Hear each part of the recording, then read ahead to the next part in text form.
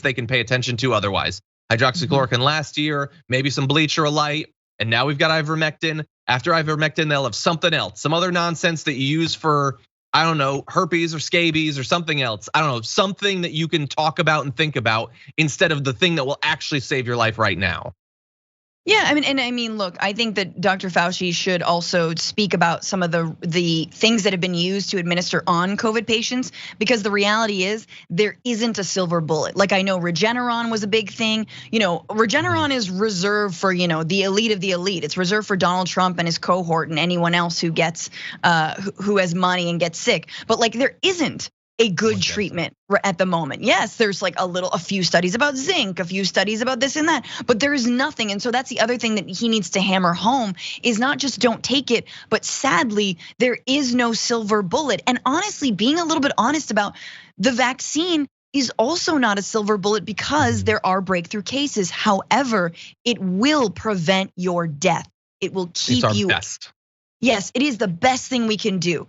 But we're so not used to preventative medicine also in this country that we don't understand. Like, what? I could not eat a triple cheeseburger and prevent my heart disease, and also we don't have enough healthcare. So it's like, it is just, again, this perfect storm of it. Also, Toby Keith has a song called Beer for My Horses.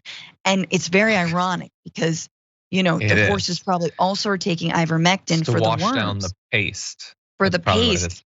But maybe he should come out with like the vaccine for my horses. Anyway, we're workshopping it. Maybe if we could just get this into horses, it might convince people. Make it available to people.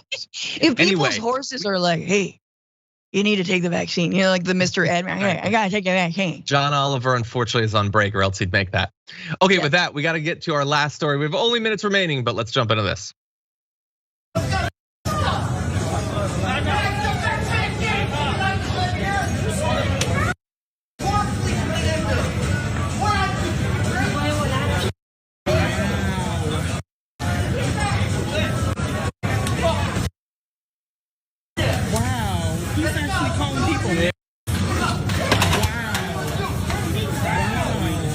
Where's the police?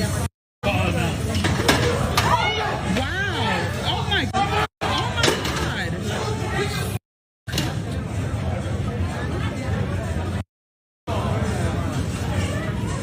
my God. We're getting up, man. Where is the police? Where's the airport police?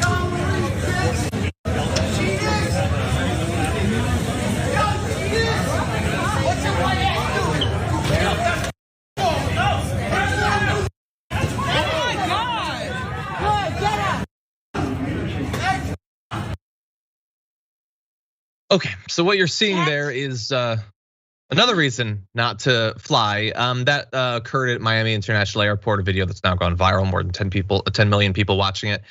Police say that man that you saw in the video was a military veteran who was going through some sort of crisis. Clearly had been taken afterward to a treatment center for evaluation. But during that was just the latest in what has become thousands of altercations between people who want to fly and those who are managing the process, getting mad about not having to wear masks and things like that. And so there he picked up one of those metal things and tried to swing at one of the employees there. Like, we know that these have become increasingly common. They're also getting pretty intense. By the way, you can't hear there, but there were also some racial slurs thrown out. I'll just put out there. Anyway, really quick, Francesca, what's your reaction to the video? I'm not even gonna get into the double standard about if he were someone different. He does appear to be a white man, and a lot of the people that he is menacing are airport workers, oftentimes disproportionately people of color. Knock him out, man. I'm sorry, just knock him out. Lights out. Like, yeah, okay. I'm sorry you're having a mental, crisis. Unaddressed in the veteran community. Hey, maybe we should stop sending people into stupid wars. But also knock him on his butt. Like, seriously, like he went down pretty easy when there was like a half swing in there. But just like there's too many people.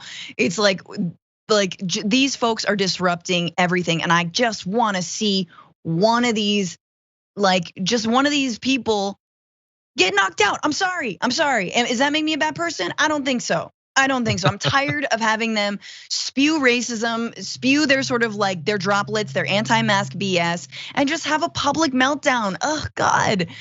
Like, I know. Well, I'm glad you pointed out the different way that it was approached based on the fact that he appears to be white. You're 100% right there. People were asking where are the cops. Yeah. So anyway, just be careful when you go to the airport. It is like the site of so much social conflict now, unfortunately. But unfortunately, that's also all the time that we have. Francesca, it is always a pleasure to have you on, and we're gonna go film a top 10 list in a sec. But until then, where can people listen to more of your amazing commentary?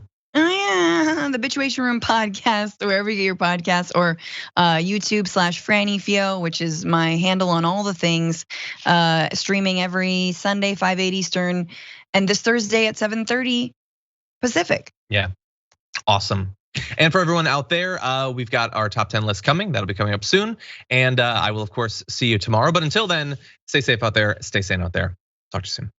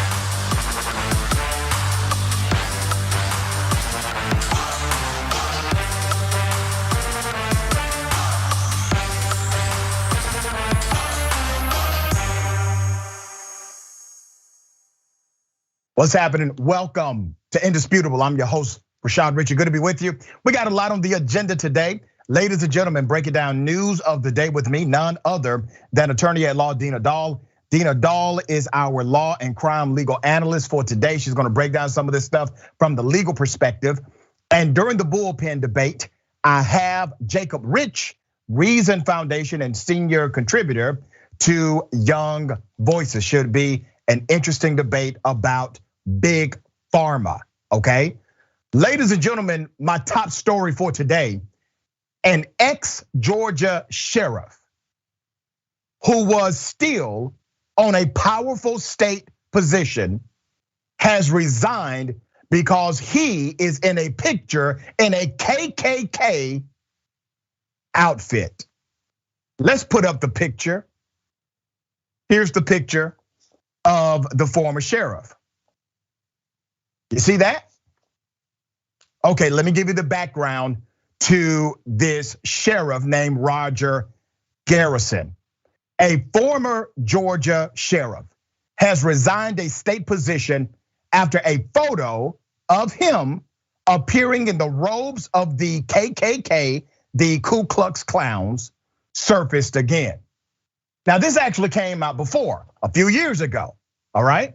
It came out, it was more of a local issue, a local story, and he was the sheriff for 20 years for Cherokee County in the state of Georgia. Well, after he resigned from being sheriff, he was then appointed by another powerful Republican in the state of Georgia to serve on a commission called the JQC. That is the Judicial Qualifying Commission, or Qualification Commission. Roger Garrison,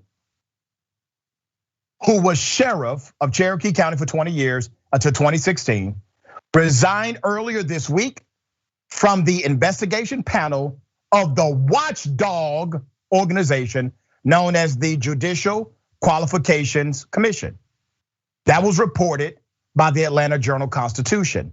He was appointed August 19th. Now, I want to remind you, all of his Republican buddies, they were aware of this picture. Let's put it up again. They knew about it. This was no secret among his Republican colleagues. He then gets a role, a position in the state of Georgia appointed by this individual who was the Speaker of the House. Let's put him up. His name is David Ralston. Let's put up David. He's the Speaker of the Georgia House. He's the guy who put this appointment together. Let me give you another picture of the former sheriff so you can have a good look at him as well outside of his KKK outfit. There he is. Sheriff Garrison resigned from the JQC. A spokesperson for the Georgia House Speaker David Ralston, a Republican, told the newspaper. The Speaker will appoint a replacement as soon as practical. No other details were offered. Now, you know what the Speaker didn't say? Well, I just didn't know about this history. I was not aware that this guy liked to put on KKK outfits and take pictures with his buddies. And let's put the picture up one more time because I want you to pay attention to what looks to be a Miller Lite. Okay? This is not the Proud Boy starter kit of racism. This is the advanced model. A KKK outfit, Miller Lite, and a good buddy to share it with, and somebody who's dumb enough to take a picture of it. There you have it. Here's what the former sheriff said, and I quote, he said, "I don't deny it wasn't stupid looking back now, but there again, I say, what, 21, 22-year-old in this world hasn't made some stupid mistakes." Let me say this. I know young people make mistakes. I've made mistakes. I'm going to make some more. But hopping your bigoted ass into a KKK outfit and taking a picture with your KKK buddy, not the kind of mistake we're talking about when referring to youthful indiscretion here. Now, according to the former sheriff, this was all a costume. It was part of some Halloween tradition. But here's the thing, you can't get those KKK outfits in a regular ass costume store. According to the sheriff, he says, I would ask that they look at my honor, my integrity, and the things we've done for this sheriff's office. What in the fresh hell, okay? Dina Doll, attorney at law. You got a guy who's in charge of a sheriff's agency, and then he's appointed to a commission that literally oversees judges, okay? And he has a picture of a KKK outfit. How can you believe that this guy, who still basically denies his actual offense, how can this guy be impartial in his judgment and execution of law enforcement? Yeah, that's exactly what I thought. One, his apology was awful because a mistake is sending a text to the wrong person, right? Right. And he did this, photo came out in 2012. He was the sheriff until 2016. If he really felt like this was wrong, we should have seen him take a lot of action, showing why that was so awful for him to do in those 4 years. If you notice, he doesn't point to anything that he did to maybe understand why the community was upset by that. And then exactly, the fact that he was appointed to this commission, his sole job is to investigate and prosecute ethical, lapses by these judges. And he himself is showing such bad ethics and judgment that you would think that, why would you trust him to do this? And that's the kind of the counter argument to maybe some people saying, oh, this is cancel culture.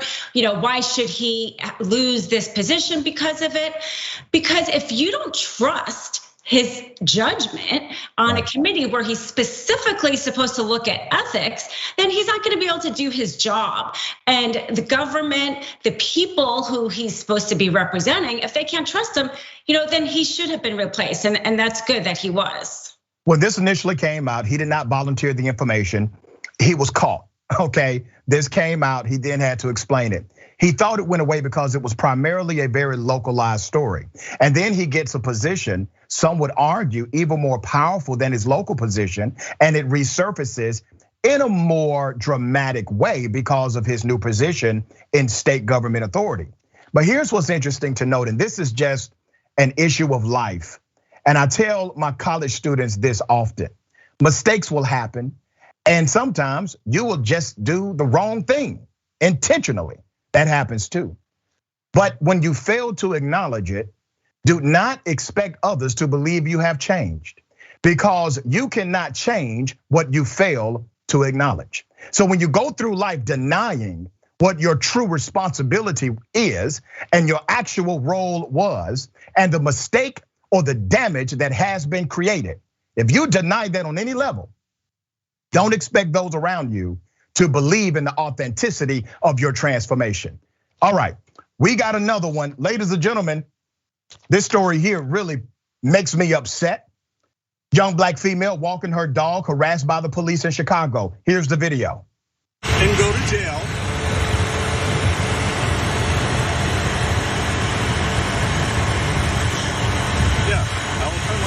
That's fine. Make this an official incident. That's fine. Now understand this.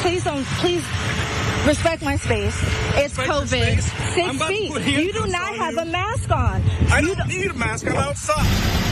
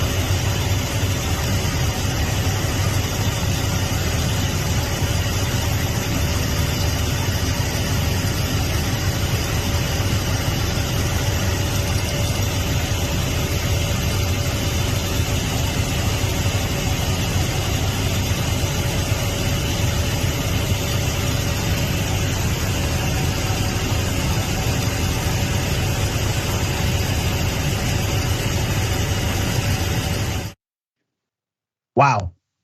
Wow. You saw what happened here. This all started, according to the report, over the officer telling her the beach is closed. You cannot be on the property. She actually does exactly what he says. She walks away from that beach. You saw the physical altercation. It was completely unnecessary. I don't know what he was doing to her. It seemed weird and perverted to me, okay? A bystander is the one who decided to record this incident. Chicago Police Superintendent David Brown addressed the video during a Monday morning conference. The Civilian Office of Police Accountability, they are now investigating this matter. And the woman has been identified as Nikita Brown. Ms. Brown was traumatized, according to her attorney. Here are the details. In a cell phone video recorded early Saturday morning at North Avenue Beach in the city's Lincoln Park neighborhood, a woman can be heard screaming for help as she struggles with a CPD, Chicago Police Department officer. The woman's attorney said the altercation began after the officer, seen in the video, allegedly asked the woman to leave the beach because it was closed. Her lawyer called the incident brutal and unprovoked attack, saying that she was leaving the beach when the officer put his hands on her. It is quite clear that is exactly what we see. She is literally walking away, adhering to the command of the Chicago cop here. The superintendent, Brown, can either relieve the officer or place this cop on administrative duties. We are still getting reports on this. It is a developing story. This is really insane. But it did happen. You saw it happen. And this cop, he did not think he was on any recording whatsoever, okay? He thought when he left his vehicle, there was absolutely no recording. Thank God that somebody was standing by with a smartphone and decided to engage in recording. Dina Doll, I want you to tell me, based on your legal expert background, what do you see happening here? I mean, definitely an assault. I think he definitely assaulted her criminally, and she could also sue for intentional infliction of bodily harm, intentional infliction of emotional duress, maybe even false imprisonment. As a female, you often don't feel safe walking by yourself at night. And it is so awful that this woman was attacked by a police officer while walking at night. It's very disturbing. Yeah. I wish she had a more vicious dog, because that dog, you could see, was trying to help her. So yeah, I mean, there's nothing more to it. This was just a police officer abusing his power. I think he broke a number of different laws, both civilly and criminally. It's an attack in the park. Yeah, and here's what is also interesting about that entire ordeal. She was able to go home. After having that kind of altercation with the cop, she was able to go home. She went home and called 911, all right? She went home and called 911. Now, how many cops will fight you and then let you walk away if they're right? Just think about this. If they are halfway right, hell, if they are 1/100% right, if they are almost right, they would take you to jail. He let her go because he didn't want to file this report. What is he going to say? He's going to have to lie. And she's gonna let people know the truth. So he lets her go. But there was somebody recording this. There was somebody who could corroborate the story and say, no, it's not just my word against his word. It's now my word and an entire video. I have witnesses to what happened here. Salter said Brown, Salter is the attorney, and Ms. Brown is the victim here, said Brown called 911 when she made it back home, claiming that she told a CPD sergeant the altercation started while the officer was still in his squad car. That's where it started, according to Ms. Brown. Nikita Brown also added that other people were walking on the beach at the same time, but feels she was targeted because of her race. She has a hell of a case here. What are some of the issues she can bring up in a civil case against this cop and the police department? Yeah, I mean, she can sue for the torts of an intentional infliction of bodily harm, emotional duress, negligence, abuse of authority, abuse of power. The video is very damning for that police officer. I think she has a really good case. It looks like he's actually trying to take her phone from her, which there would be no reason a police officer would have a valid reason to take a phone from somebody. Clearly he is abusing his power in this instance, and he, assaults her. And so she has a very good case. This cop should be one of the many who are the poster children for why, or poster cops for why you got to get rid of qualified immunity. There should not be immunity, any level, any civil immunity for bad faith actors like him and those that act like him. Why would we afford protections to those individuals? Keep in mind, you're going to see the police union. They don't care if you're right or wrong or in between. They're going to come out and defend him. If this ends up being a criminal charge, they will defend him. If Ms. Brown sues, which we fully believe she will, they will defend him. They will defend him publicly. They will defend him privately, okay? And that is not a good system when you are in a position of extreme public trust. Not only do you get paid with taxpayer dollars, we give you a badge and a gun and authority. You should be held to the highest standard of the law, not the lowest. All right, we got more on the other side. It's indisputable, stick and stay.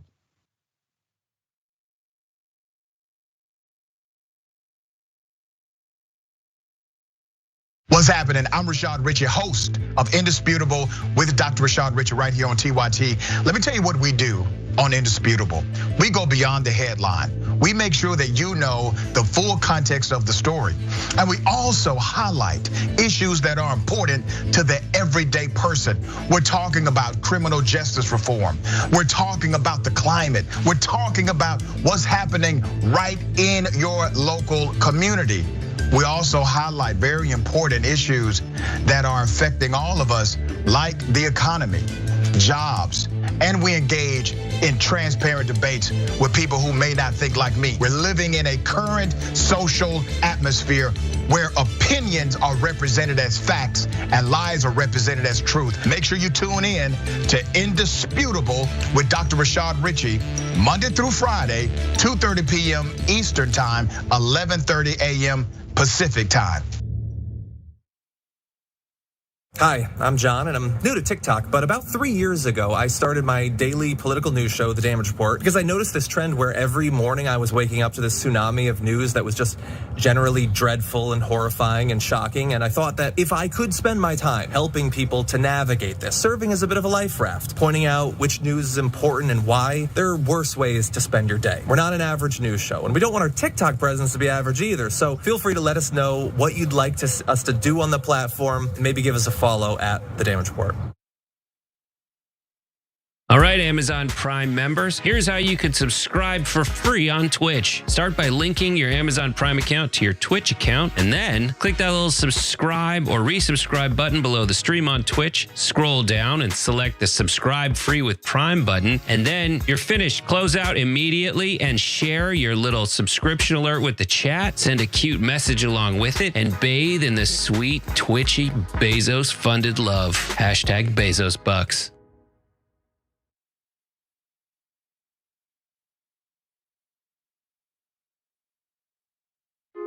Hey everyone, Matteo Scarapore here, author of Black Buck, which is Shop TYT's first fiction book ever. I'm honored. So, Black Buck is about a young man named Darren who's living in Bed-Stuy, Brooklyn. He lives with his mom, he has his girlfriend, he has his best friend, he has his neighborhood, and his neighborhood has him. Darren's also working at a Starbucks in Midtown Manhattan. And one day, this man, who's real suave and good looking, comes in and asks Darren to give him his regular. But for some reason, Darren says no. This man named Rhett Daniels, who's the CEO of a startup called Someone, located on the 36th floor of the same building, is impressed. And he invites Darren upstairs, and then he extends an offer to join his elite sales team. Darren reluctantly joins, And he soon realizes that he's not the only black salesperson there. He's the only black person in the entire company. So he goes through hell and back in order to make it to the top. And once there, he has status, money, power. But he says, you know what? I don't like being the token black guy. So he hatches a plan to help other people of color infiltrate America's tech startup sales teams, redefining what it means to be a minority in the workplace. This book definitely, if you couldn't tell, touches on many things that are relevant to this moment that we're all living in right now. But it's also connected to the many moments in history that have come before today. I hope that you read it. I hope that you enjoy it. And if you want to order a copy, go to shoptyt.com. Thank you, be well, and happy 2021.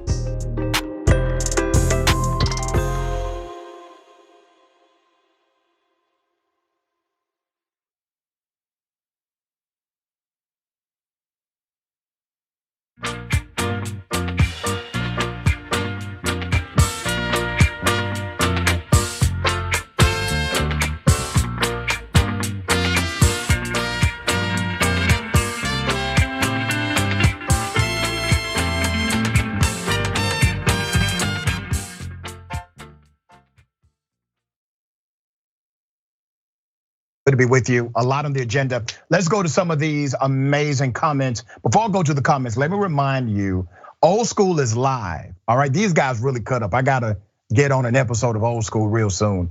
Really enjoyable. All right, Old School is live every Monday. Mondays 10 p.m. Eastern time, 7 p.m. Pacific time. That's YouTube, Facebook, Twitch, and tyt.com. If you missed the live show, become a member to get access to the full episode. I highly encourage you to do that. You're gonna have a lot of fun and thank me, all right? As a member, you get access to the full episode live and as a video on demand. Become a member at tyt.com/change, tyt.com/change. If you're not a member, you can still watch the first half of Old School Live, but you need to be a member to watch the full episode and view it on demand. Also, Twitch programming. Don't forget about that. We got great Twitch programming. And the conversation. Watch the conversation today live at 5:30 p.m. Eastern time, 2:30 p.m. Pacific time at tyt.com/live before the Young Turks. Jank will be discussing how Occupy Wall Street influenced the progressive movement today. Make sure to subscribe and watch all interviews at youtube.com/TYT conversation. All right? Good stuff. Let's go to TYT member Rob. Rob says, honor, what honor? My poet, Kelly O'Hara says, it's no surprise that the Ku Klux Klans are all cops down in these southern towns. It's baked into the departments from the very start, but they shouldn't even be guards at the local mini mart. Hashtag, oh hell no. That's very good, bars. YouTube super chat, Brown Sugar Baby says, I really enjoy your show. Well, thank you. And I enjoy the fact that you enjoy the show. See how that energy works? All right. Jeffrey Ritchie says, hashtag end qualified immunity. You're damn right, Dr. Ritchie. Yes, Songs of Sovereignty. I am terrified of police. Have been beaten and dragged by Coors Island cops who target women every day and abuse their police power. I'm so sorry to hear that, but you keep the fight strong, okay? You keep telling your story. David Gordon. Dude, I am so freaking high. Love you, Dr. Ritchie. Now, I want you to love me when you're sober too. All right, that way it means something. All right, it is special to have somebody to love you when they're high. That's something. But I also want you to love me when you're sober, okay? All right, thank you, David. Richard Terry, to him, wearing the robe was not a mistake. It was getting caught that was the mistake to him. Honor and integrity, question mark. Being a rapist, a racist is the opposite of honor and integrity. It is, especially when you fail to acknowledge it. Okay. Freedom Fighter says, good Lord. And who do you call when you see a cop attacking a woman? I mean, I guess you call the police. She ended up calling the police on him. All right, we got a lot more, but only a little time. Twitch, Insomnia says, I made some really dumb mistakes in my early 20s, but oddly, wearing a KKK outfit never struck me as a good idea. This is funny. Excuse me, Captain Cornball says, oh, come on, Doc. We've all been there. Go out for a quiet drink, A friend buys yet another, you another one. And before you know it, you've joined the KKK. All right. Ladies and gentlemen, next story. There's a guy in Pennsylvania who wants to get elected so that he could take 20 thugs and physically remove members of the school board, commit an act of domestic terrorism. Let me bring your attention to this guy named Steve Lynch. Let's play the video. We got parents looking at the bylaws. I plan on going in these school boards. Ian and other strong men. Men, where are you? Men, wake up, smell the coffee. Let's go. Make men great again, right? Make men again. Let's go. Men, I need you in the coming weeks, because when we walk into those school boards, we're gonna have everything we need to do to go in there with those 9 school boards that voted to put these masks back on the children with no scientific, it's done giving them the research and the data. Do you understand that? Forget going into these school boards and bringing data. You go into school boards to remove them. That's what you do. They don't follow the law. They don't follow the law. You go in and you remove them. I'm going in with 20 strong men. I'm gonna speak in front of the school board and I'm gonna give them an option. They can leave or they can be removed. And then after that, we're going to replace them with nine parents, and we're going to vote down the mask mandates that evening. That evening. This is how you get stuff done. Forget writing your legislators. Forget it. They're not listening. You got to do something. It's us. It's we the people. When I see criminals trying to take my rights and my beautiful children and everything that they're going to do, you're going to have to take my life. There's no way. I'll die on this hill. There's no way. No way. All right, so Mr. Tough Guy is going to get elected so that he can find 20 strong men and physically remove school board members. Okay, that's what he's trying to sell. That's what he's selling people. My dad would say, he ain't gonna bust the soft side of a grape. Now, I wanna remind him, if you're willing to commit acts of criminality and violence and physically start removing politicians, which I do not condone nor support, but if that's your plan, you don't have to get elected, sir, to do that. You can do that today. If you're that big and bad, you don't have to wait on people to exercise this civil function known as voting in order for you to do that. Now, I'm not saying to do it. I'm just saying there's no barrier if you want to actually commit criminal acts. This guy, his name is Steve Lynch. Yep, Lynch. Pennsylvania Republican. He's running to be the county executive in Northampton. He doesn't care about data. He doesn't care about statistics, things like facts. But get that, he wants to break the law, all right? Lynch was also president at the Capitol insurrection, at the Capitol insurrection. And this guy is active in Pennsylvania politics, working for the Republicans who are running for the offices. The FBI did visit his home at one point, but no charges have been filed as of yet. But this is part of a narrative that's now becoming even more dangerous and more problematic. Now, the reason why I bring this to your attention is because I don't believe law enforcement has decided to treat these individuals as the criminals they are, okay? If you wanna make this kind of proclamation about threatening and also committing acts of criminal violence against members of the school board, but somebody needs to investigate you. That's what needs to happen. And likely you need to be put under arrest, okay? Now, let me also remind you of this comedian turned activist, Jason Lefkowitz. Let me play this because this is what he says is going to happen because of these mask mandates. They're gonna vote no, which then gives us 1 week, and then it's just a majority. It's just a majority. It could be 8-7, and we lose everything. So we have to make sure we change at least 2, 3, 4, 5 votes. It'd be nice if it was unanimous our way. What happens if it passes? Civil war. Yeah. Civil war. That's what's gonna happen. In a month, in 2 months, by December, civil war's coming, people. Get your guns. Get your guns, get your food. Get a plan together. It's done. All right, this was out of Santa Monica.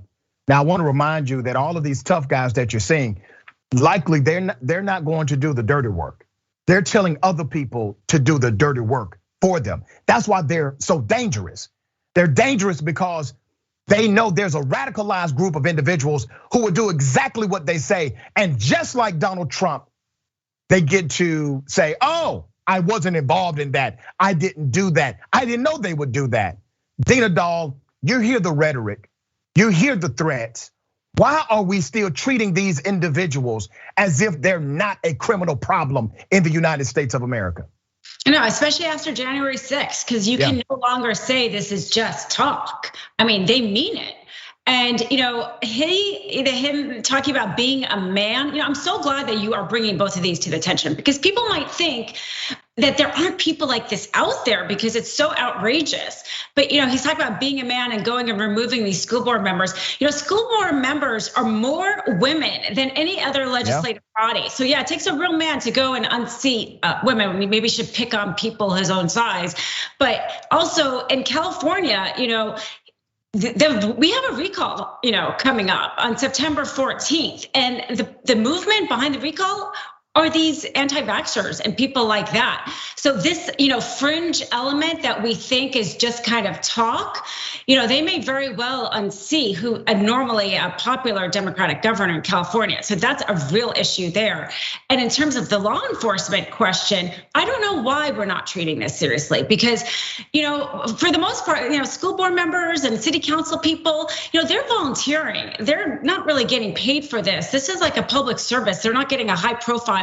And to get threats, and we've seen this now for quite a bit of time, we should criminalize that more. I know there's free speech in there, but there has to be some sort of balance, because to me, you're not gonna ever have anybody kind of want to be a school board member if they're gonna be getting threats like this. Right. And I think this guy is inciting riotous behavior. If you're saying that you're gonna take 20 men and you're going to physically start removing anyone who's on the school board who is adversarial to your political point of view, I want you to imagine a world where someone who's Muslim says that, or someone from Black Lives Matter says that in a speech. There will be all types of problems, but because he's a white male, he enjoys a benefit and privilege that others would not. Ladies and gentlemen, I wish a Karen would. You want to call the police on them for having a barbecue on a Sunday? I feel free. Back off. I'm going to tell them there's an African-American man threatening my life.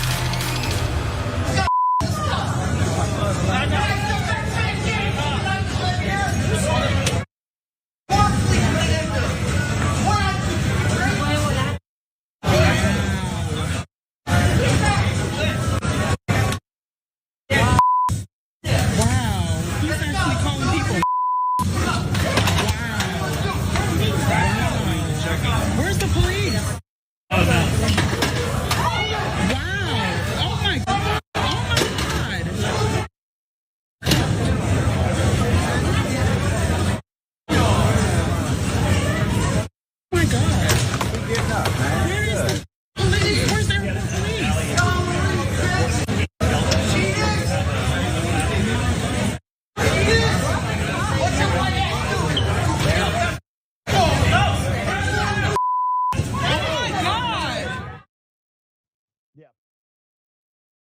This guy is at Miami International Airport. So let me give you some background to this.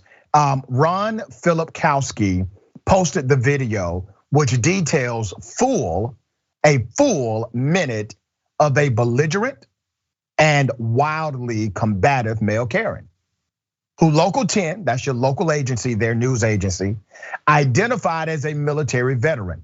Several people on their cell phones captured the incident. Per the report, the man was then denied boarding on the flight due to his aggressive and possibly intoxicated behavior, all right? It gets even deeper.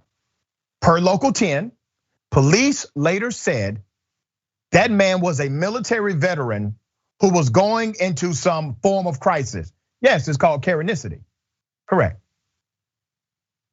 After being taken into custody, the Miami-Dade police brought the man not to jail, but to a treatment center for evaluation.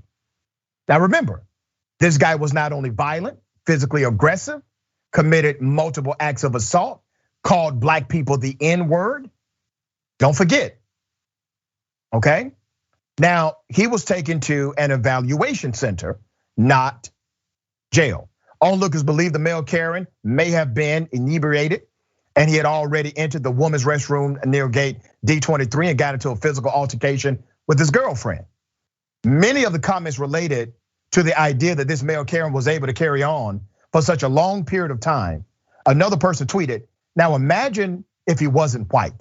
There will be a lot less, please calm down, sir, and a lot more, a man was shot today by airport police after violently attacking airport staff." Dina Doll, your thoughts here? I don't know why the police kind of bulletin led with the fact that he was a military veteran. I mean, we should have compassion of what military vets go through. But there are a lot of people in this country who are dealing with mental illness and addiction. And this, he should have been brought to a mental treatment. But so should so many other people who the police are called by instances that aren't actually criminal so much as driven by mental health. And police departments don't have enough mental health officer training on their staff to deal with this. So, okay, we saw here that they were able to deal with this. How come we don't see this more often? Because it's actually an epidemic in this country, mental health and addiction. And his behavior, I don't know why, other than like what you already said, like some sort of racial element, why he was treated so differently. But if they know how to do it, they should be doing it so much more, because people really do need help most of the time and not a police officer. Let me tell you what I think happened here. I think there's an unfair and unequal application of the law. Because you're right, Ms. Doll. You get a black person there having a mental health issue, committing acts of criminality, violence, tearing up the airport, calling white people racial slurs. He doesn't get the same treatment. He's going to jail. He's not going to get, well, let's analyze, let's evaluate, let's make sure he's medically okay. And that's what we're saying. We have to be fair. We have to be equitable in the application of the law and how we treat humanity. That's what has to happen, okay? And I also believe some of those cops, they agreed with him politically. I think some of those cops are anti-maskers. I believe that. And I believe that they believe that he's right. He's fundamentally right, politically and personally, he's right. And so they give him a benefit. And let's not miss the veteran connection, because that's what the police decided to lead with. They wanted to build a case for why they decided to treat him differently. We got more on the other side.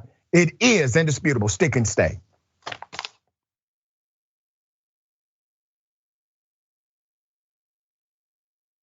I'm back to gaslighting. Did you and I talk about gaslighting on Old School? Probably. That boss gaslit all his female employees. People who manipulate others like that make you feel like you're the weirdo. Why won't you punch yourself in the face? What is wrong with you? And you're like, oh my God, I feel so bad. Why didn't I just punch myself in the face and poke my eye out? I'm 47 and I just figured it out like earlier this year. You figured out somebody was doing it to you, or that you were that it was that it would have been happening my whole life and I didn't realize it. Right. Welcome to Indisputable.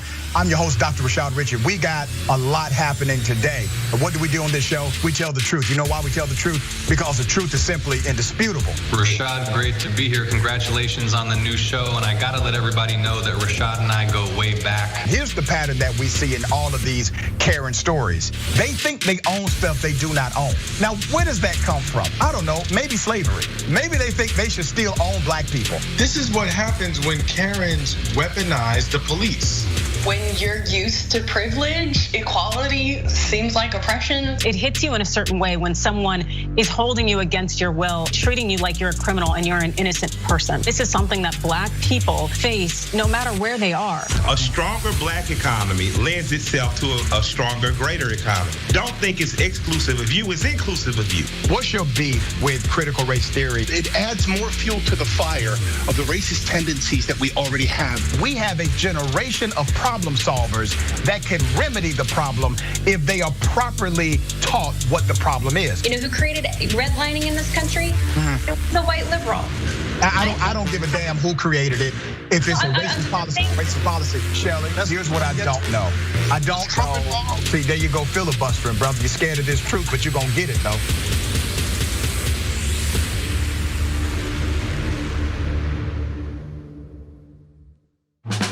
I've been a fan of TYT, I believe, for the last 6 years. 5 years. 3 years now. 7 years. 4 years now. 2.5 years. I just started because she got me into it. My boyfriend actually watches it every morning and every night, so I kind of just started watching it with him, and I love it. I mean, it's the only way that I find my news. Looking through YouTube, looking for political shows that look cool. I came across a very angry rant from Cenk, and that's when I knew. So I was immediately in love with the show. And then I haven't missed a live show since then. 10 times a day, I watched the show in the morning. Whenever I had a bad day at high school, Young Turks. Man, Cenk is just so blunt and honest, and I love the honesty, and there's no BS behind the news, and they just tell everything like it is. There's nobody censoring him. There's nobody there to say you can't do this, you can't say that. That feel of authenticity makes it seem like what they're saying is true. I feel like I get the real story from the Young Turks. I am TYT. I am TYT. I am TYT.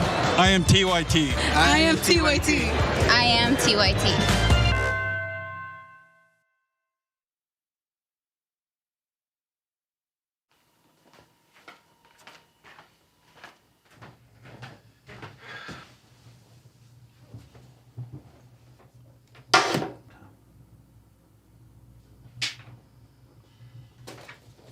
Welcome to the Damage Report. I'm John Idarola. This is gonna be a big one. Meanwhile, in the Arctic, you know where this is going. You watch the Damage Report, the Arctic's on fire. Obviously, why would we be talking about the Arctic except to tell you that it's melting once again? The Republicans aren't that interested in it. I wonder why. Lift out of poverty up to 3.7 million people, including an estimated 1.3 million children. Hashtag save the children? Not if it costs money. I mean, come on.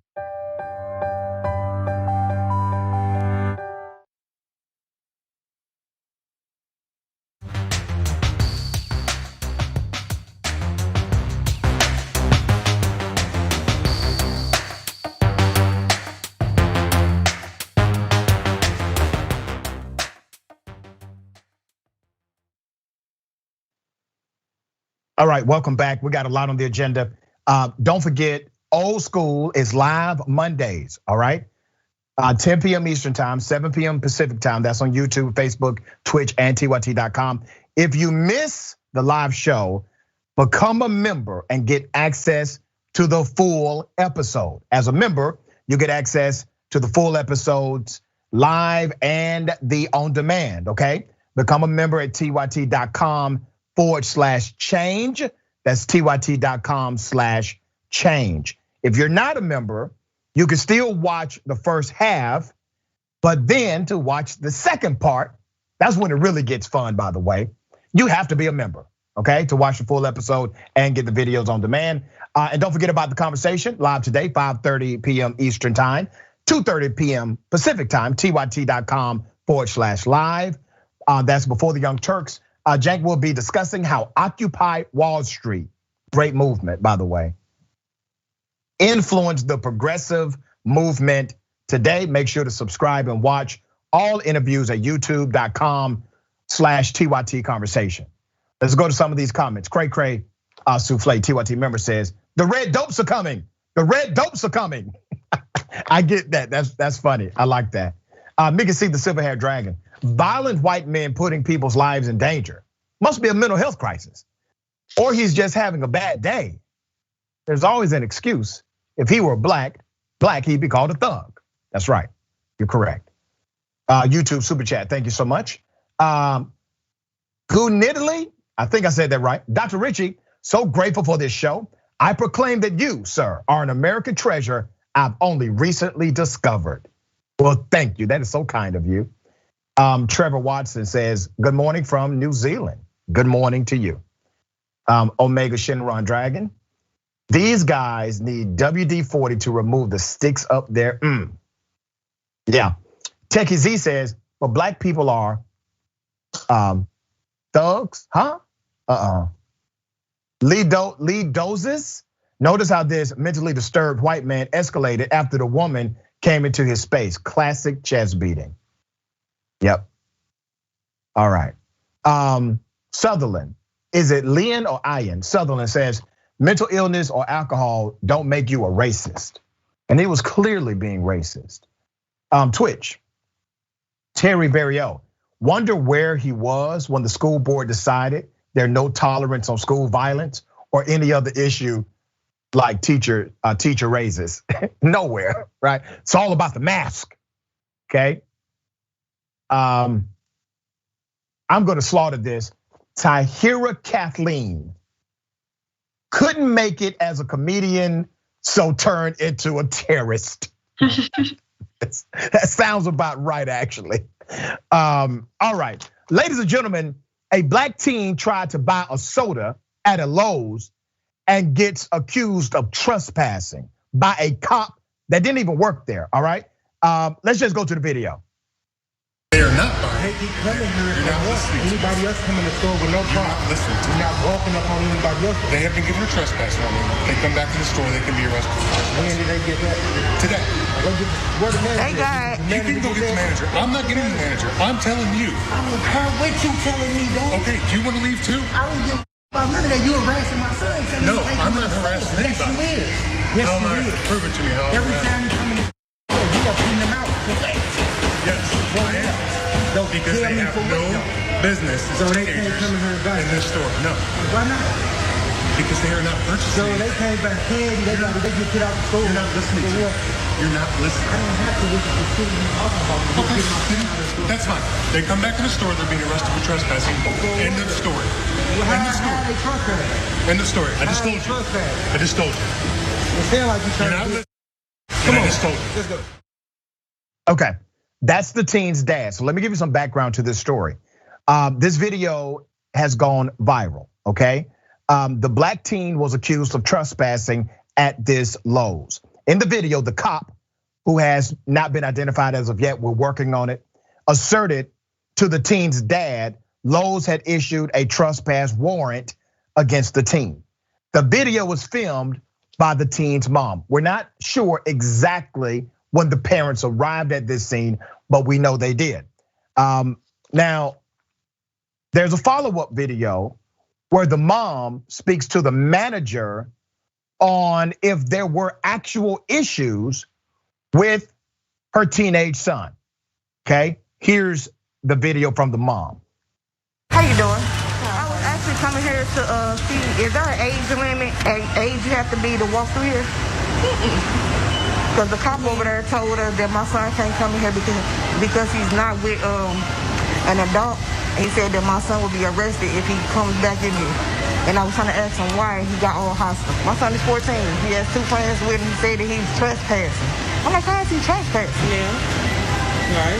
It's not trespassing. I ain't never heard of that. I mean, they not doing nothing. Right. They do this all the time when they go around exercise. They come through here, they walk through here. Sometimes come buy something to drink and just walk around. If walking around Lowe's and not buying anything is trespassing, I must have several warrants out for my arrest, okay? Literally, I can't remember the last time I actually found what I needed in a Lowe's. These kids did not steal anything. They did not attempt to steal anything. They were not committing any criminal acts whatsoever. And literally, you're able to walk around these stores. Hell, you can window shop. You can just look at items. You can literally go inside of a store and say, I have no intention of buying a damn thing in this store, but I am gonna walk around and look at the merchandise. Go ahead, you can do that. That's not trespassing. That's not trespassing based on the statute, and it's not even trespassing based on settled case law, where some have tried to make that claim before inside of court. Nope, that's not trespassing. You have the ability to enter into this property. You can do it, okay? Let me give you a little more background. The mom said, and I quote, I guess it's against the law for teen black kids to come to Lowe's, according to this cop. He constantly harasses my 14-year-old for nothing. But I tell my son to never argue with adults. Call your parents. And that's what this son did, by the way. He called his parents when this cop told him you're trespassing. Call your parents, and that's what he did. I should not fear for my son's life every time he leaves home, but I do. And damn, inside of the Lowe's building, the manager just said on recording, there's no rule like that here. And that's why the cop said, when the father told him get the manager, the cop said, I'm not getting the manager, because he knew the manager wouldn't back the play. That's why he said, no, I'm not getting the manager. The manager wasn't going to back his play. Many viewers took issue with this cop after it went viral. Let me put up the post from the mom again. I go in stores just looking, just wasting time all the time. But when you're black and a male, it's a different story. And somebody responded and said, exactly, my son came in, the mom says my son came in to get a soda because he was riding bikes with his friends and was followed and harassed. So the mom is responding there and giving you some more detail, okay? Bottom line, there's no criminal act here, okay? The cop was on a power trip and decided to target young black kids. And this particular teen decided to call his parents and record the incident. All right, Ms. Doll, what are your thoughts here?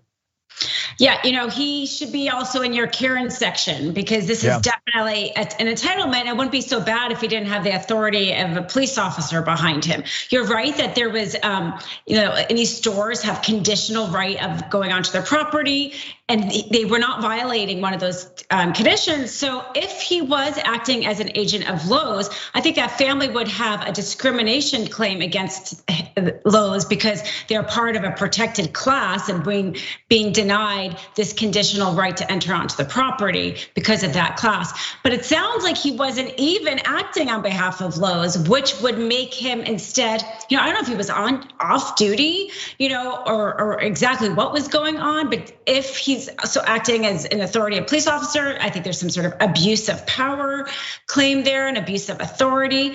But it's just that like sense of entitlement that somehow he's allowed to tell another customer in the store that they cannot be there. That's basically he's acting in essence like a Karen, and it's because he has a badge, it makes it that much worse. I'm glad the parents responded.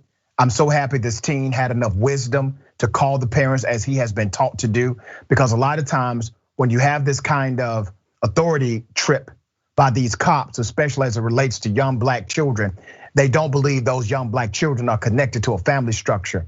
That's their belief. They don't believe they're connected to a larger community that would do what they need to do to hold them accountable. Well, he met the right one today. And we're going to continue to put this out there until we identify this cop and understand what the penalty phase is for what this cop did, okay?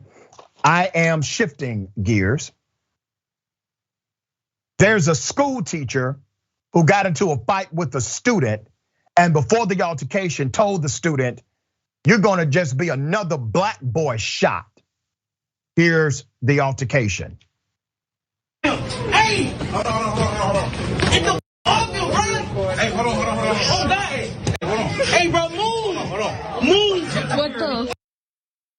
Off him!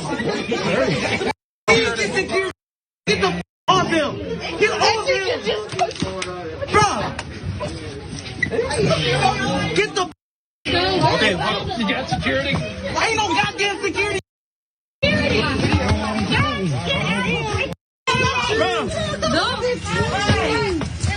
That's a teacher,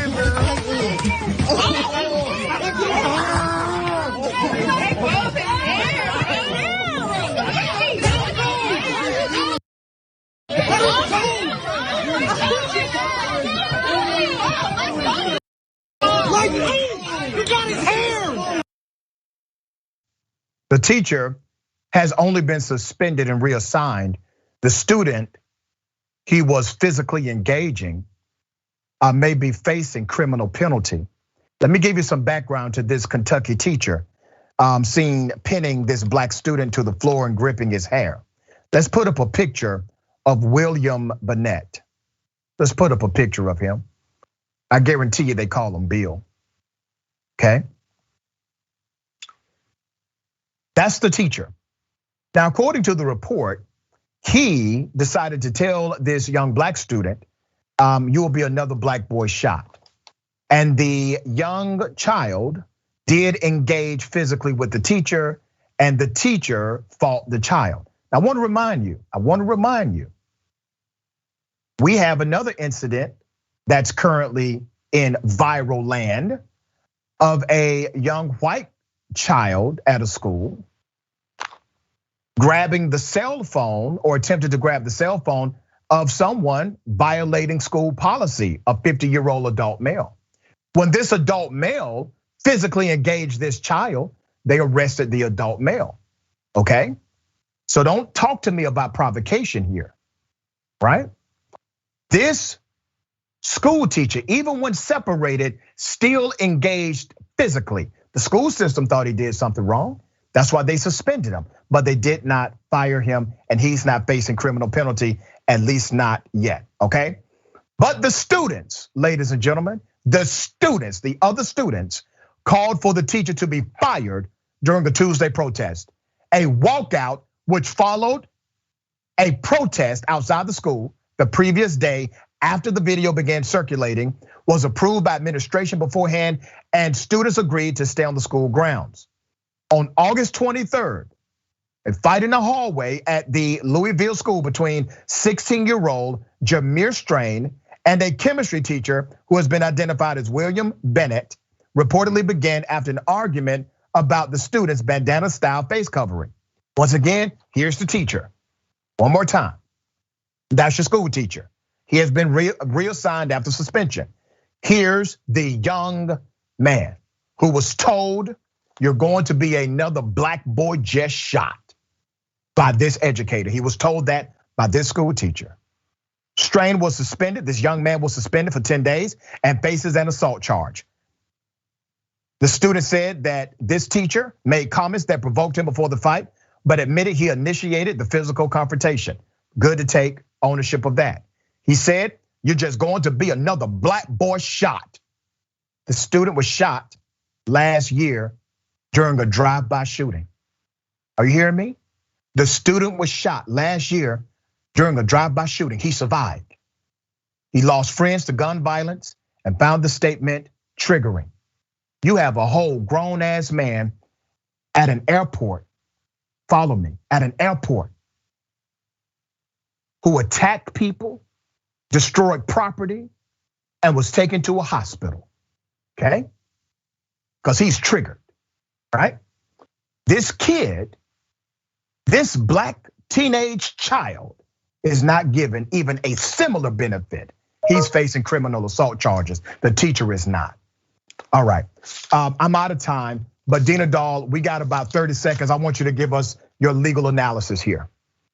You know, it's just tragic. And we talked about a teacher last week who got fired over her Black Lives Matter poster. And here's this teacher who not only does not understand the students he's teaching, but provokes him like that. It's really sad to hear. The provocation could be mitigating in the defense. But yeah, you have to ask the question, like, this is not how the law should be applied. Yeah, well said. How can people follow you and check you out? They can follow me on Twitter, @DinaDoll1. Awesome. Always a pleasure to have you on Indisputable. Thank you. Thank you so much for having me. We got more on the other side. Stick and stay. Indisputable.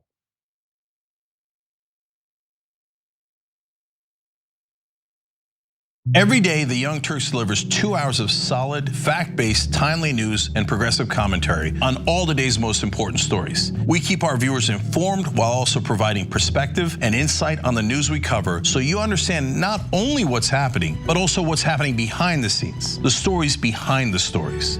Gee, I wonder why we didn't get $15 minimum wage. Because they're all raising money from the guys who don't want to increase the minimum wage. And we play musical chairs and put these children in one awful detention facility to the next. That's what's happening at the border. The things that got him banned, he's still spreading. So presumably, I think it's reasonable to say that if you allow him back on the website, he's going to do it again. Any legal voter that we deem not willing to vote for my side shouldn't vote because it'll replace me that's supposed to vote for my side. That's not how voting works. That's not how democracy works. report. And while many people following today's political news can get discouraged about the direction of the nation and the world, that's not us. At TYT, we're genuinely optimistic about the future, and with good reason. Today, wide majorities of Americans agree with our progressive stances on issues ranging from healthcare and education to climate, immigration, and wages. The rising generation of young people are also overwhelmingly progressive in their political beliefs and policy objectives, and they're increasingly flexing their muscle as voters and activists to demand change from our elected officials.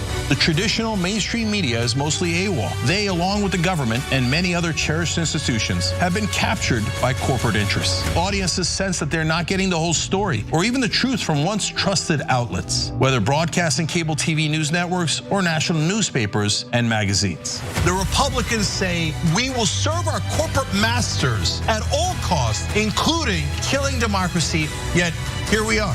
Where else do you hear that? You hear that on NBC, on ABC, on CBS? You hear it nowhere. They don't want to talk about money in politics because it's really hard to pass judgment when your media organization is funded by fossil fuel companies. The antidote is the Young Turks. Unlike mainstream corporate outlets, we're not beholden to corporate advertisers, to defense contractors, to Wall Street, or to Big Pharma. And we don't carry water for the Republican or Democratic parties. So watch us Monday through Friday at 6 p.m. Eastern, 3 p.m. Pacific, and join the thousands of progressives around the globe who tune in every day for TYT's unmatched, award-winning content and see what it's like to experience a news organization that only answers to you. I'll continue to sit. I'm going to continue to stand with the people that are being oppressed. The president labeled him a son of a bitch. I don't think it's good to be a distraction to your team. To stand proudly for the national anthem. You know, some of these people need to move to another country. Well, you shouldn't be playing, you shouldn't be there. Maybe you shouldn't be in the country. The president is put in place to amplify the racists in this country. Black men and boys are killed at an exponentially higher rate than white men and boys, as outlined by PBS. Black people are most likely to be killed by police, found mappingpoliceviolence.org. Personally, my biggest gripe is not seeing how sports and politics have been attached at the hip. From the jockey syndrome, to the Negro Leagues, to Tommy Smith and John Carlos, Muhammad Ali, to modern day and everything in between. This is not an escape. It is a reflection of reality and a reflection of the times. Everything that we've accomplished over the years is because of our members who've allowed us to remain independent of corporate interests and reach 20 million followers. Now is the time to bring as many people into the progressive movement as possible. We're inviting you to be the change and help bring a community-powered progressive change machine to life. Details are at tyt.com/change. If you're a member, thank you. We need you to remain so. If you're one of the thousands of viewers out there who's not a member yet, the time has come for you to join now. We need you more than ever. tyt.com/change.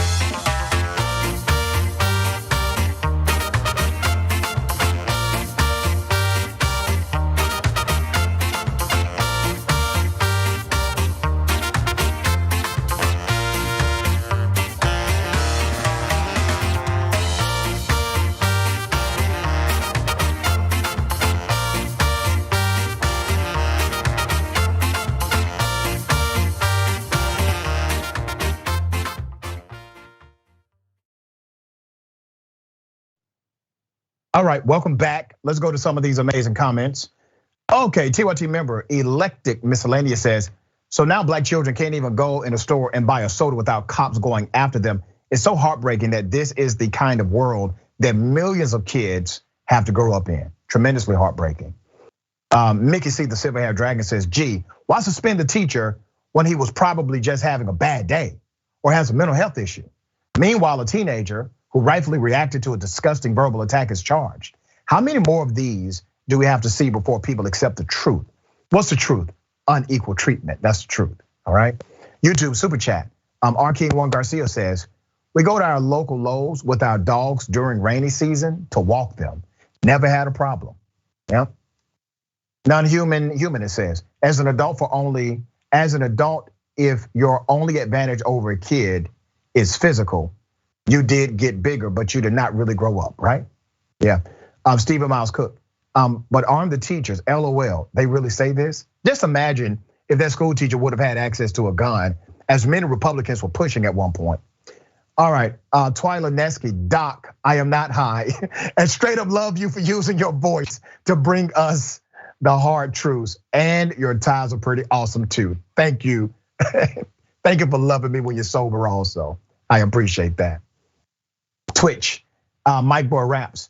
That kick is illegal in MMA, even because it is so dangerous. In shoes, yeah. All right, we got more. Ladies and gentlemen, welcome to the bullpen.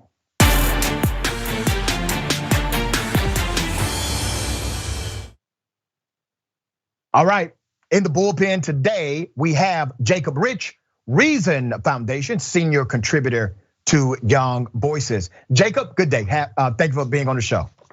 Thank you for having me. It's a pleasure to be here. Man. All right, so I don't want to presume what you believe or know about Big Pharma, but we're going to discuss how Big Pharma, according to you, they may not really be behind the opioid crisis as we have proclaimed them to be. So you have some nuance to that debate and conversation. So I want you to tell us your sentiment about Big Pharma. Sure. Yeah, thank you for having me on. So when we look at the opioid crisis, there's various ways that we can define the opioid crisis. We can either describe it as a crisis of addiction or a crisis of death. And if we look at the data, it's quite obvious that deaths are going up. We had unprecedented amount of opioid overdoses and drug overdoses amid COVID-19, and that's actually been a general trend over the last 20 years. But if we look at addiction rates, if we look at what percentage of the population is addicted to opioids, and we look at when OxyContin was first introduced by Purdue Pharma, there doesn't seem to be much of a relationship between the advertising of opioids, the increase in distribution of opioids by doctors, and changes in addiction rates. And the reason why this is so important is because all of the court cases that are evaluating who is at fault or who's at fault for the opioid crisis, basically has the conclusion that they caused more addiction. But if SAMHSA's data show that addiction rates have been stable, relatively stable over the last 20 years, how can you really blame the pharmaceutical industry for causing the opioid crisis? So let's start, okay? 98% of individuals that utilize OxyContin, you brought that up, okay? Yeah. 98% of individuals that use it actually do either A, get addicted or experience severe withdrawal. Now that is a comparative model to about 15% of the opioid pain medication before oxycodone or OxyContin as some call it. When we look at the data, and I'm glad you're bringing some of the data to the table. You look at the data, these companies have engaged in everything from false advertisement about their products to illegal kickbacks. Let me bring your attention to one massive case, Purdue, right? You're familiar with them pleading guilty to fraud and kickback conspiracies. Well, what was at the genesis of this? They wanted to lie about their product, get more people hooked on it, and also engage in a kickback scheme so that others can prescribe the product in a way that was unlawful. Do you believe that they would engage in this if they did not know and understand how addictive their product was? Because the basis for what they tried to do, and they actually are now guilty of, was to make sure that they could get as many first-time users as possible, because they knew they were misrepresenting the addictive qualities of their drugs. You don't agree with at least that part of it? I'm sorry, I don't know if you can hear me, but I can't quite hear you. My Skype just dropped out for a moment. Okay, can you hear me now? Excuse me real quick. All right, let's try to get that reconciled. Let's do this. We're gonna go to Slate, and we're gonna try to get your Skype taken care of, and we'll bring you back for a response. All right, stick and stay. I'm back. Okay, all right, let's bring them back. Okay, are we back? Sorry, just went Can down. you hear me okay now, Jacob? I can hear you okay. For some reason, an emergency, it said Skype had an emergency call, it doesn't do those, and then it just all crashed. But yes, wow. you were discussing the kickbacks by Purdue Pharma, right? Yep, that's just one. There was a particularly egregious one. All right, so you broke up on that. I don't know exactly what you said, but I get the sentiment of what you're saying. Okay, let me take you to California. In California, Cali did the Purdue Pharma thing. They found that Purdue Pharma engaged in false advertisement by deceptively marketing opioid drugs meant for short-term use as appropriate for chronic pain. They engaged also in unfair competition in violation of California unfair competition law. And they created a public nuisance because of the amount of individuals who were connected to the epidemic of their particular drug and addicted to it based on their misrepresentation. Now, you can't say that these are good faith actors, right? You gotta say, okay, these guys, even if you don't believe that they are responsible for the opioid crisis, which I do disagree, we'll get into that.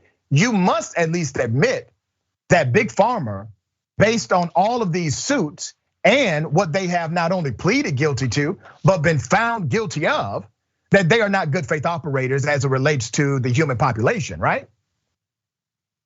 Well, in this case, especially with Purdue Pharma, I will definitely concede that they have participated in incredibly egregious acts, and their profit-motivated techniques, what they did with doctors, I mean, if you look at what they did with single doctors, there's several doctors that they gave hundreds of thousands of dollars to individually, and it's absolutely no coincidence that those doctors were distributing massive amounts of opioids.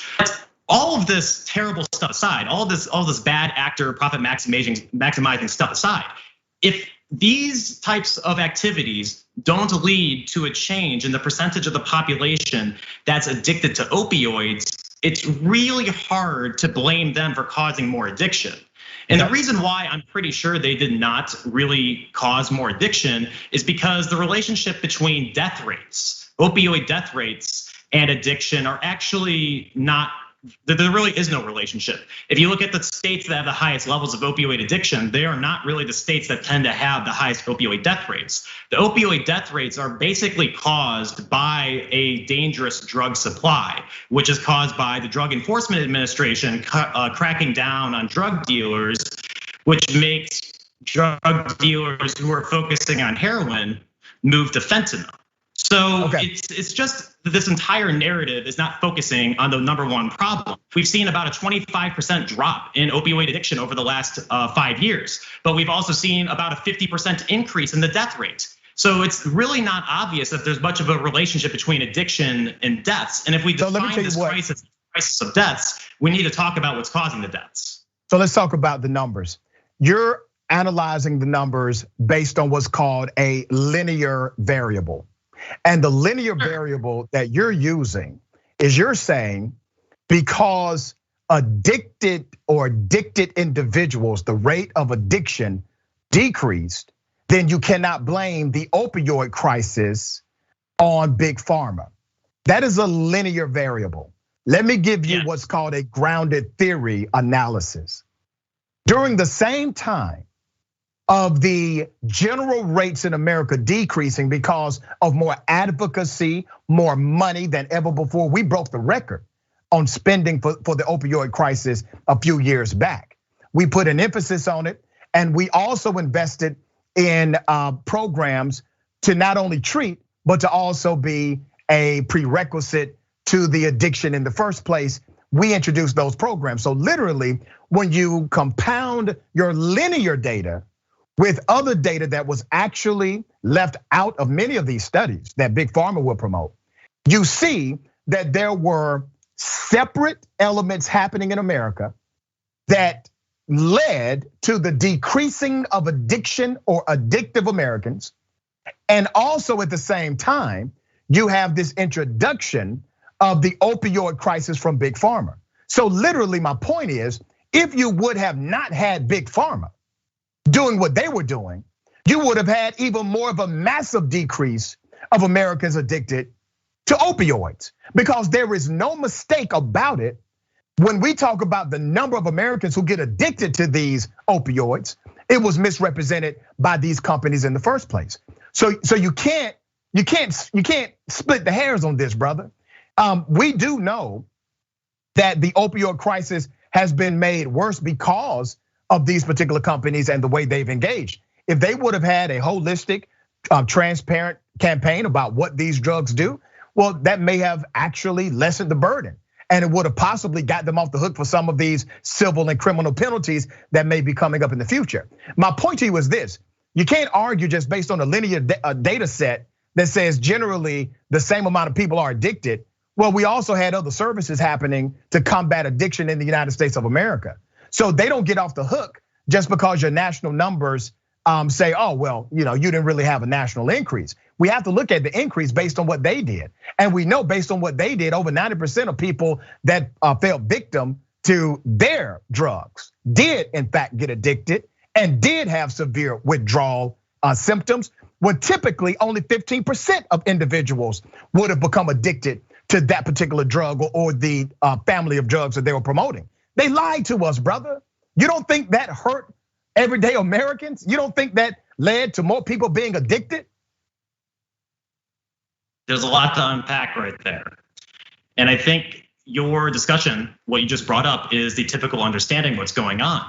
But if we look at the 1980 New England Journal of Medicine letter that everyone blames for the opioid crisis, it was basically a letter that said, if you prescribe opioids, if you prescribe maybe even OxyContin, there's less than a 1% chance that a patient is going to be addicted to the opioids. And a lot of these cases are basically running on the idea that Purdue Pharma, in endorsing this narrative, caused the opioid crisis. They were lying, but they absolutely were not lying. If you look at all of the academic literature that looks at the percentage of the population among patients who are prescribed opioids, including OxyContin and maybe only OxyContin, it's much less than 1% that actually get addicted. If you look at the BMJ, which was previously known as the British Medical Journal, 0.6%. Oxford, 0.19%. I think it's like 0.29%. The opioid crisis, as described by Purdue Pharma, or at least the addiction rate as described by Purdue Pharma, was actually incredibly conservative. Brother, come on, man. They said 1%, and the percentage chance that they get addicted is less than 1%. And it all makes sense if you look at the total number of opioid prescriptions distributed over the last 20 years and have deaths divided by that number. There's only like one death for every 6,000. Let me ask you this. I think it's focusing on these pharmaceutical companies, we're really forgetting who the big villain here is. I think it's really the war on drugs. It's all right, brother. We can talk about the war on drugs and interventions that are increasing the dangers of the illicit drug supply. All right, I don't have unlimited time, brother. We are just ignoring what's actually important. All right, so I don't have unlimited time, and I want to get to the war on drugs because I think that's significant and substantial to the conversation here. All right. Yeah. I do not believe the numbers of Big Pharma. I never allowed the numbers of Big Pharma to persuade my research. Now, they have been self-reporting numbers for a long time. We have found that they are actually legally convicted of fraud. Why in the hell would I take their word for it when they are literally convicted of fraud? All right, giving you fraudulent information in order to make a sale is what they have been convicted of. So let's put that aside for a moment and talk about some of the variables that you brought up. Okay, brother, as I said, I don't have unlimited time, brother. Brother, I allowed you to finish your thought. In prison, jail, the same justice system. Sir? They're evil all over the place. Yes. Sir, I allowed you, I gave you the respect due to a serious conversation. Okay, I expect you to give me that same opportunity to respond. Go ahead. Make your point. So in the, I will, brother, it's coming. So in the opioid crisis or the epidemic, are you suggesting or flat out saying that Big Pharma has not contributed to the extreme nature of people who are addicted to opioids in the United States? I am saying that Big Pharma did not increase the percentage of the population that is addicted. And what they are guilty of is increasing the supply of opioids. And among a stable percentage of drug users, they were using more often, which is why there were marginal increases in the death rate between 1996 and 2012, which is the era when opioid prescriptions were increasing. We've actually had a 60% reduction in opioid prescriptions since 2012. And you definitely have. Now, let me take you to 2018 and beyond.